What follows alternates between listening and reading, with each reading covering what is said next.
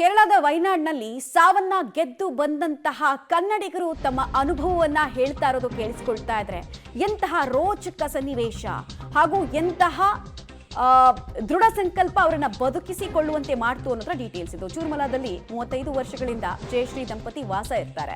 T ಎಸ್ಟೇಟ್ನಲ್ಲಿ ಕೆಲಸ ಮಾಡ್ತಾ ಹೈನುಗಾರಿಕೆಯನ್ನ ಜಯಶ್ರೀ ಕುಟುಂಬ ಮಾಡ್ಕೊಂಡಿತ್ತು. ಅಂದು ರಾತ್ರಿ ಇದ್ದಕ್ಕಿದ್ದ ಹಾಗೆ ದನ ಕರುಗಳು ವಿಚಿತ್ರವಾಗಿ ವರ್ತಿಸೋಕೆ ಶುರು ಮಾಡಿತು. ಬಹಳ ಅಸ್ವಾಭಾವಿಕವಾಗಿ ಕೊಟ್ಟಿಗೆ ಬಳಿ ಹೋಗ್ತಾ ಇದ್ದ ಹಾಗೆ ಕುಟುಂಬಕ್ಕೆ ಆಘಾತ ಎದುರಾಗುತ್ತೆ. ಚಾಮರಾಜನಗರದಲ್ಲಿ ತನ್ನ ಮಗಳ ನಿವಾಸದಲ್ಲಿ ಜಯಶ್ರೀ ದಂಪತಿ ಇದ್ದಾರೆ ಸದ್ಯಕ್ಕೆ. ಸೊ ಅವರು ಅವತ್ತೇನಾಯ್ತು ದುರಂತದ ದಿನ ಅಂತ ಎಕ್ಸ್ಪ್ಲೇನ್ ಮಾಡ್ತಾ ಇರೋದು. ಒಂದು ಪುಣ್ಯಕೋಟಿಗಳ ಕಾರಣಕ್ಕೆ ಅಂದ್ರೆ ದನಗಳ ಕಾರಣಕ್ಕೆ ಅನೇಕರು ಉಳಿದ್ರು ಅನ್ನೋ ಸ್ಟೋರಿಯನ್ನು ಕೂಡ ನೀವು ಈಗಾಗಲೇ ಹಿಂದೆ ನೋಡಿರಬಹುದು. ಸೊ ಇಲ್ಲೂ ಕೂಡ ಅಂಥದ್ದೇ ಘಟನೆ. ಗದ್ಗದಿತರಾಗ್ತಾ ಇದ್ದಾರೆ. ಅದನ್ನು ನೆನೆಸ್ಕೊಂಡಾಗ್ಲೆಲ್ಲ ಅವರು ಅಳ್ತಾ ಇದ್ದಾರೆ. ಕಾರಣ ಸಾಕಷ್ಟಿದೆ. ಯಾಕಂದ್ರೆ ಒಂದು ತಲೆ ಮೇಲಿದ್ದಂತಹ ಸೂರಿಲ್ಲ, ಇನ್ನೊಂದು ಹೈನುಗಾರಿಕೆಯನ್ನು ನಂಬಿ ಬದುಕ್ತಾ ಇದ್ದಂತಹ ಕುಟುಂಬಕ್ಕೆ ಅವತ್ತು ಕಣ್ಮುಂದೆನೆ ಕೊಚ್ಕೊಂಡು ಹೋಗ್ತಾ ಇತ್ತು ದನಕರುಗಳು. ಸಮುದ್ರದ ಅಲೆಯಂತೆ ನೀರು ಬರ್ತಾ ಇತ್ತು ಅಂತ ಭಯಾನಕ ದಿನದ ಚಿತ್ರಣವನ್ನ ಬಿಚ್ಚಿಡ್ತಾ ಇದ್ದಾರೆ. ಆಗ್ತಾನೆ ಗುಡ್ಡ ಕುಸಿತ ಆರಂಭ ಆಗಿತ್ತು. ತಕ್ಷಣವೇ ಪತಿ ಮಗನನ್ನ ಜಯಶ್ರೀ ಅವರು ಕರೀತಾರೆ. ಜಯಶ್ರೀ ಕೈ ಹಿಡಿದು ಮೇಲೆ ಎಳೆದು ನೆರೆಮನೆಯ ನಿವಾಸಿ ವಿನೋದ್ ಅವರು ಕಾಪಾಡ್ತಾರೆ. ಪತಿ ಮಗನ ಜೊತೆಗೆ ಗುಡ್ಡವನ್ನ ಏರ್ತಾರೆ. ಅಂದ್ರೆ ಎತ್ತರದ ಪ್ರದೇಶಕ್ಕೆ ಜಯಶ್ರೀ ಹೋಗಿ ಪ್ರಾಣ ಉಳಿಸ್ಕೊಳ್ತಾರೆ. ಕಣ್ಮುಂದನೆ ಇದೇ ಸಂದರ್ಭದಲ್ಲಿ ಅವರು ಸಾಕಿದಂತಹ ಹಸುಗಳು ಕೊಚ್ಕೊಂಡು ಹೋಗ್ತಾ ಇರುತ್ತೆ. ಜಯಶ್ರೀ ಕುಟುಂಬದ ಕರುಣಾಜನಕ ಕತೆ ಕೂಡ ಅನಾವರಣ ಆಗ್ತಾ ಇದೆ. ದೇವರನಾಡು ಕೇರಳದ ಚೂರಲ್ಮಲದಲ್ಲಿ ಸಂಭವಿಸಿದಂತ ದುರ್ಘಟನೆಯಲ್ಲಿ ಸಾಕಷ್ಟು ಕನ್ನಡಿಗ ಕುಟುಂಬಗಳು ಬದುಕುಳಿದಿವೆ. ಆ ಬದುಕುಳಿದ ಕುಟುಂಬಗಳ ಕಥೆಯೇ ರೋಚಕವಾಗಿರ್ತಕ್ಕಂಥದ್ದು. ನೀವು ದೃಶ್ಯಾವಳಿ ಕೂಡ ಗಮನಿಸಬಹುದು. ಇವರು ಚೂರಲ್ಮಲದ ನಿವಾಸಿಗಳು ಅಂತ ಹೇಳ್ಬೋದು. ಇದೀಗ ತಮ್ಮ ಸಂಬಂಧಿಕರ ಮನೆಗೆ ಚಾಮರಾಜನಗರಕ್ಕೆ ಆಗಮಿಸಿರ್ತಕ್ಕಂಥದ್ದು. ಆ ಚೂರಲ್ಮಲದಲ್ಲಿ ಸಂಪೂರ್ಣವಾಗಿ ತಮ್ಮ ಮನೆಗಳನ್ನೇ ಕಳ್ಕೊಂಡಿದ್ದಾರೆ. ಮತ್ತೆ ಅವರ ಪ್ರಾಣ ಉಳಿಸಿಕೊಂಡಿದ್ದೇ ಒಂದು ರೋಚಕ ಘಟನೆ ಆಗಿರ್ತಕ್ಕಂಥದ್ದು ನಾವು ಕಾಣ್ತಾ ಇದ್ದೀವಿ. ಇದೀಗ ಜಯಶ್ರೀ ಅವರು ನಮ್ಮೊಟ್ಟಿಗಿದ್ದಾರೆ. ನಾನು ಅವ್ರನ್ನೇ ಮಾತಾಡ್ತೀನಿ. ಅಮ್ಮ, ಆ ಒಂದು ಸಂದರ್ಭದಲ್ಲಿ ಒಂದಿನ ರಾತ್ರಿ ಏನಾಯ್ತು ಅಂದ್ರೆ ಅದೇ ನಮ್ಮ ಈ ಮನೆಗೆ ಟೈಮ್ಲಿ ಹಂಗಾದ್ದು ನಮ್ಗೆ ಏನು ಅನ್ನೋದು ಗೊತ್ತೇ ಇಲ್ಲ.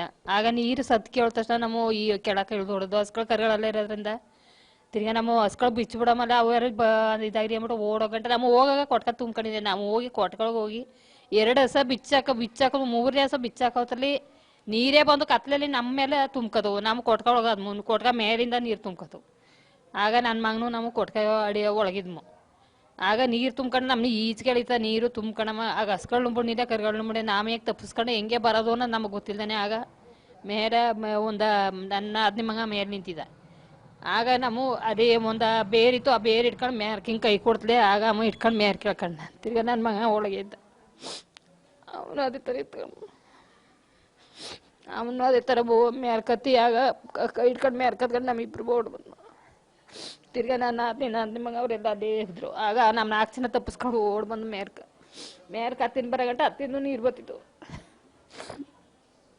ನಮ್ಮ ಯಜಮಾನ್ರು ಬಂದಿದ್ರು. ಮನೆಗೆಲ್ಲ ನೀರು ತುಂಬ್ಕೊತಂದ್ರು. ಇಬ್ರು ಬಂದು ಹಚ್ಚಿದಂಗೆ ಬಂದು ಆಗ ಹಂಗ ನಮ್ಮ ಮೇರ್ಕು.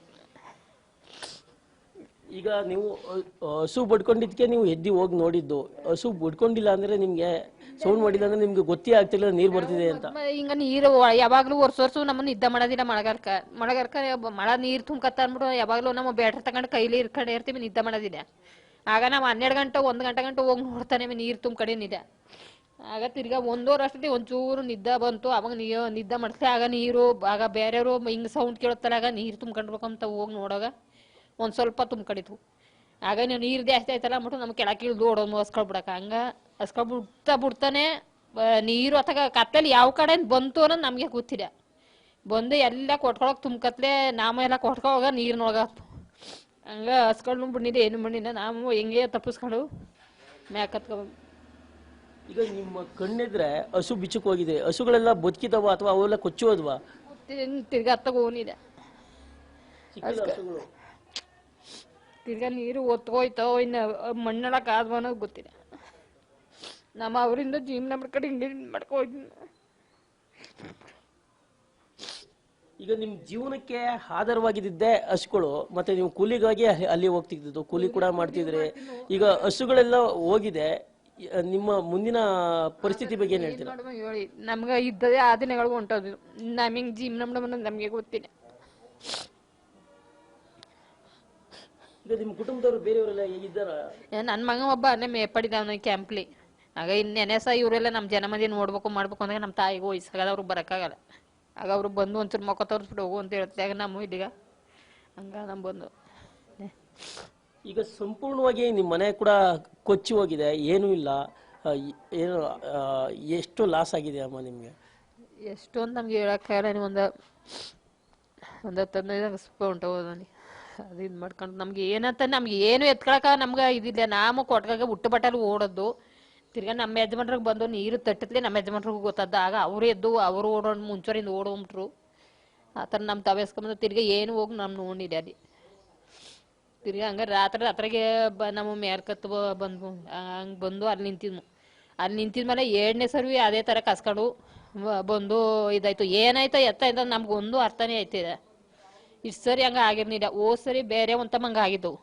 ಅದರಿಂದ ನಾವು ಯಾವಾಗಲೂ ನಿದ್ದೆ ಮಾಡೋದಿಲ್ಲ. ಮಳೆಗಾಲ ಶುರು ಆಯಿತು, ಮಳೆ ಜಾಸ್ತಿ ಆಯಿತು ಅಂದ್ರೆ ಯಾವಾಗಲೂ ನಮ್ಮ ಎಚ್ಚರಿಕೆ ಇರ್ತೀವಿ. ನಾವು 12 ಗಂಟೆ 1 ಗಂಟೆ ಹೋಗಿ ನೀರು ನೋಡ್ತಾಮಿ ಒಳರಿ ನಿದ್ದೆ ಮಾಡಿದೆ. ತಿರ್ಗಾ ಬಿಡು ಇನ್ನೇನು ಆಗಲ್ಲ ಅಂತ ಅಂದ್ಬಿಟ್ಟು ಆಗಮನಿ ಕತ್ಲೆ ತಿರ್ಗಾ ಇನ್ನೊಂದು ಅರ್ಧ ಗಂಟೆ ಆಗಿರೋದು. ಆವಾಗ ನೀರು ಒಂದೊಂಚೂರು ತುಂಬ್ತಿರೋ ಗಂಟ ತಿರ್ಗಾ ಹೋಗಿ ನೋಡ್ಬಿಟ್ಟು ಹಸ ಬಿಚ್ಚ ಮಾಡಿ ಹಾಕೋದು. ಆಗ ಹಸ್ಗಳು ಬಿಚ್ಬಿಡಕ್ಕೆ ಹೋಗ್ಬಿಟ್ಟು ನಾವು ನೀರಿನೊಳಗದ್ಮು ಹಸ್ಗಳು ಸೋತೋದು ಎದ್ದವೆ. ಈಗ ನೀವೆಲ್ಲ ಸೇಫ್ ಆದ ಸಂದರ್ಭ ನಿಮ್ಮ ಮಗ ಒಬ್ಬರೇ ಸಿಗಾಕೊಂಡಿದ್ರು ಮನೆ ಒಳಗೆ, ಅವನ್ನೆಲ್ಲ ಹೇಗೆ ರಕ್ಷಣೆ ಮಾಡಿದ್ರಿ? ನಮ್ಮ ಮಗನೆಲ್ಲ ನಮ್ಮ ಯಜಮಾನ್ರು ಇದ್ದದು.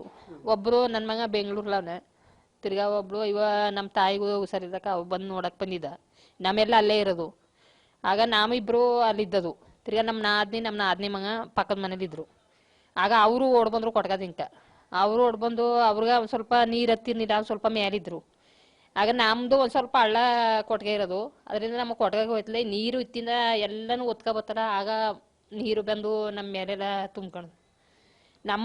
ತುಂಬ್ಕೊಂಡು ಹಂಗ ಮನೆಗೆ ಹೋಗಿ ನೀರು ಇದ್ದದ್ದು ಪಾಡಿಯ ಲೈನ್ಗಳಲ್ಲಿ ಅಲ್ಲಿ ಮನೆ ಹಂಗಿರೋದು. ಈ ಕಲ್ಲು ಬಂಡೆಗಳು ಉರುಳು ಬರ್ತಿತ್ತ? ನಾವು ಅದೇನು ನೋಡಿದ ನೀರೆಲ್ಲ ಬಂದು ನಮ್ಮ ಮೇಲೈತ್ಲೆ ನಾವು ಹೆಂಗೆಂಗೋ ತಪಸ್ಸಾಡ್ಕೊಂಡು ಕೈ ಹಿಡ್ದು ಎಳ್ದ್ಬಿಡ್ತ್ಲೆ. ಹಂಗೆ ಬೇಲಿಗಳೆಲ್ಲ ತುಳ್ಕೊಂಡು ಹಂಗ ಓಡ್ಬಂದು ನಮ್ಮ ಕಾಲಿ ಕೈಲೆಲ್ಲ ನೋವಾಗಿ ಹಂಗೆ ಓಡ್ಬಂದು ನಿಂತ್ಕೊಂಡು. ಓಕೆ, ಅವ್ರ ಪತಿ ಸಿದ್ದರಾಜು ನಮ್ಮೊಟ್ಟಿಗಿದ್ದಾರೆ, ಅವನು ಮಾತಾಡಿಸ್ತೀನಿ. ಸರ್, ಈಗ ನೀವು ಅಲ್ಲಿಂದ ಬದುಕಿ ಬಂದಿದ್ದೇ ಹೆಚ್ಚು, ಅದ್ರ ಬಗ್ಗೆ ಏನು ಹೇಳ್ತೀರಾ ಸರ್? ಸರ್, ನಾವು ರಾತ್ರಿ ನೈಟು 1:15 ಗಂಟೆ ಎಚ್ಚರ ಐತ್ಲೆ ಇವರೆಲ್ಲ ಕೊಟ್ಟಗ ಸಹ ಬಿಡಾಕೊಂಡ್ರು. ನಾನು ಕರುಗಳು ತಗೊಬಂದು ಕೊಡ್ತಿದ್ದೆ. ನನ್ನ ಮಗ ಕಟ್ಬಿಟ್ಟು 2 ಕರ ಕಟ್ಟಿದೆ ಈ ಮನ ತಮ್ಮ ಕಟ್ಬಿಟ್ಟು ತಿರುಗಿ ನೋಡಾಗ ಈ ಡ್ರಮ್ ಮೇಲೆ ಉಳ್ಕೊಂಬಂದು ನನ್ನ ಕಾಲು ನಡೀಲಿ ಓಡ್ದು. ನಾನೇನು ಮಾಡಿದೆ, ಮುಂಚೂರಿ ಬಾಕ್ಲಿತ್ತು ತೆಗೆದ್ಬಿಟ್ಟು ಓಡ್ಬಿಟ್ಟು ಈಚೆಗೆ ಹಂಗೆ ಹೋಗಿ ಒಂದು ತಮ್ಮ ನಿಂತ್ಕೊಂಡು ಪುನಃ ಇವ್ರು ತಡ್ತಿದ್ದಿ. ಇವ್ರು ಅಲ್ಲ ಬಂದು ನನ್ನ ಕರ್ಕೊಂಬಂದ್ರು ಸರ್. ಸರ್, ನೀವೇನು ಎಸ್ಟೇಟಲ್ಲಿ ಕೂಲಿ ಕೆಲಸ ಮಾಡ್ಕೊಂಡಿದ್ರಿ, ಮತ್ತೆ ಜೀವನಕ್ಕೆ ಹಸುಗಳೇ ಆಧಾರ ಆಗಿತ್ತು. ಈಗ ಎಲ್ಲ ಸಂಪೂರ್ಣ ಹೋಗಿದೆ, ಏನು ಹೇಳ್ತೀರಾ ಸರ್? ಏನು ಮಾಡೋದು ಸರ್, ಈಗೆಲ್ಲ ಹೋಗವ ಜೀವನ ಏನಾರ. ಅವರು ಈಗ ಇನ್ನೂ ಅತ್ತಾಗಿ ಈಗ ಹೋಗೋಕ್ಕಾಗಲ್ಲ. ಪುನಃ ನೋಡಮ್ಮ ಏನು ಮಾಡಿರೋ. ಇದಿಷ್ಟು ಒಂದು ಬದುಕಿ ಬಂದಂಥ ಒಂದು ಕನ್ನಡಿಗರ ಮಾತುಗಳಾಗಿರ್ತಕ್ಕಂಥ ನಾವು ಕಾಣ್ತಾ ಇದ್ವಿ. ನಾವು ಕೆಲಸಕ್ಕೆಂದು ಕೂಲಿಗಾಗಿ ಒಂದು ಚುರಲ್ಮಲದಲ್ಲಿ ವಾಸ ಮಾಡ್ತಿದ್ವು. ಆದರೆ ಸಂಪೂರ್ಣವಾಗಿ ರಾತ್ರೋರಾತ್ರಿ ಮನೆಗಳೇ ಕೊಚ್ಚಿ ಹೋಯಿತು, ನೀರು ಏಕಾಏಕಿ ತುಂಬಿಕೊಳ್ತು. ನಾವು ಬದುಕುಳಿದಿದ್ದೇ ಹೆಚ್ಚು ಅನ್ನೋ ಒಂದು ಮಾತುಗಳನ್ನು ಕೂಡ ಹೇಳ್ತಾ ಇರ್ತಕ್ಕಂಥದ್ದು. ಕ್ಯಾಮ್ರಾ ಪರ್ಸನ್ ನಿತಿನ್ ಜೊತೆ ವಿಜಯ್ ಕುಮಾರ್, ಪಬ್ಲಿಕ್ ಟಿವಿ, ಚಾಮರಾಜನಗರ. ಇದು ಜಯಶ್ರೀ ಅವರ ಒಂದು ಕುಟುಂಬದ ಕತೆ. ಈ ಥರ ಸಾವನ್ನ ಗೆದ್ದು ಬಂದಂತಹ ಅನೇಕರು ಆವತ್ತಿನ ಚಿತ್ರಣವನ್ನ, ಸಾವನ್ನ ಕಣ್ಣೆದುರೇ ಕಂಡಂತಹ ಅನೇಕರು ಹೇಳ್ತಾ ಇರುವಂತಹ ರೀತಿ. ಕಣ್ಣೆದುರೇ ಮನೆ ಹೋಯ್ತು, ಸಾಕದಂತಹ ಹಸುಗಳು ಹೋಯ್ತು, ಆದರೂ ಏನೂ ಮಾಡೋಕ್ಕಾಗದ ಅಸಹಾಯಕ ಪರಿಸ್ಥಿತಿಯಲ್ಲಿ ನಾವಿದ್ವಿ. ಈಗ ನಾವು ಬದುಕಿದ್ದೀವಿ, ಆದರೆ ನಮ್ಮ ಜೀವನ ಮಾತ್ರ ಬೀದಿಗೆ ಬಂದಿದೆ ಅಂತ ಹೇಳಿ ನೆನಿಬೇಕಾದ್ರೆ ಗದ್ಗದಿತರಾಗ್ತಾ ಇದ್ದಾರೆ.